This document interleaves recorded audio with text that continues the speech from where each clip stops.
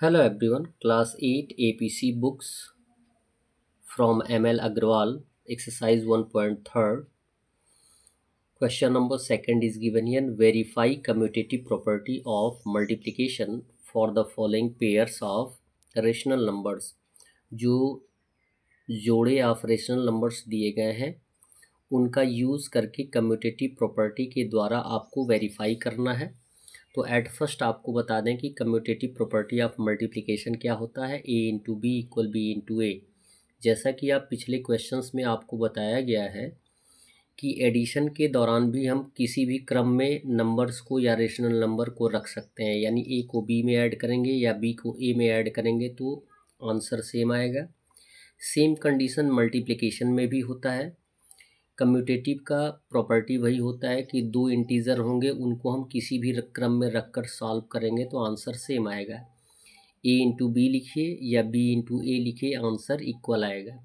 यहाँ पे हमने उसी को as a rational number express कर दिया है, a by b into c by d equal c by d into a by b. अब हमारे पास फर्स्ट में दिया गया है दो रेशनल नंबर है, एक है 4/5 एंड दूसरा है -7/8। एक को ए मान लेंगे और दूसरे को बी मान लेंगे, और उसके बाद प्रॉपर्टी आपको बताई गई है a into b equal b into a के स्थान पे 4/5 इंटू बी के स्थान पे बी का वैल्यू -7/8 आ जाएगा, इक्वल -7/8 बी का वैल्यू इंटू ए का वैल्यू 4/5।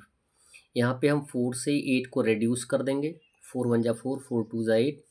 सेम कंडीशन यहाँ भी आएगा, 4 1 जा 4, 4 2 जा 8। अब मल्टीप्लाई कर देंगे तो 1 एंड -7 को मल्टीप्लाई करेंगे -7, 5 से 2 को मल्टीप्लाई करेंगे 10, यानी -7/10 इक्वल सेम कंडीशन -7 से 1 में मल्टीप्लाई होगा तो -7 आएगा और 2 5 जा 10 आ जाएगा। यहाँ पे LHS और RHS दोनों इक्वल है, तो हमने वेरीफाई कर दिया बाय द कम्यूटेटिव प्रॉपर्टी कि a into b equal b into a होता है।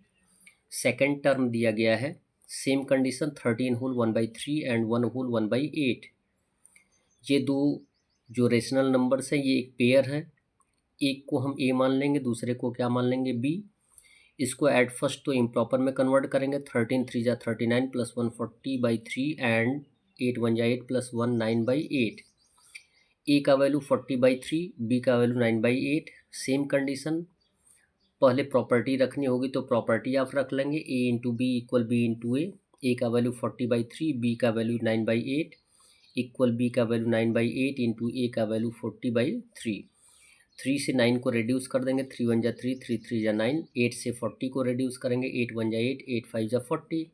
सेम कंडीशन यहाँ भी 8 1 जा 8, 8 5 जा 40, 3 1 जा 3, 3 3 जा 9। एज ए डेनोमिनेटर का कोई वैल्यू होता नहीं है, 5 3 जा 15 इक्वल हो जाएगा 3 5 जा 15, यानी LHS और RHS इक्वल हो गया, तो हमने वेरीफाई कर दिया। सेम कंडीशन थर्ड में दिया गया है, ए का वैल्यू दिया गया है -7/-20 एंड बी का वैल्यू दिया गया है 5/-14। यहाँ पे यदि न्यूमरेटर और डेनोमिनेटर दोनों निगेटिव है तो ये पॉजिटिव है, यानी जो दोनों पार्ट नेगेटिव होता है तो वो पॉजिटिव हो जाता है। तो 7/20 इसको ऐसे भी हम कर सकते हैं, माइनस से माइनस कट जाएगा तो 7/20 आएगा ए का वैल्यू। और डेनोमिनेटर यदि नेगेटिव होता है तो उसे पॉजिटिव बना लेते हैं, कैसे बनाते हैं, -1 से मल्टीप्लाई करके। तो 5/-14 है तो यहाँ पे हो जाएगा -5/14। क्लियर।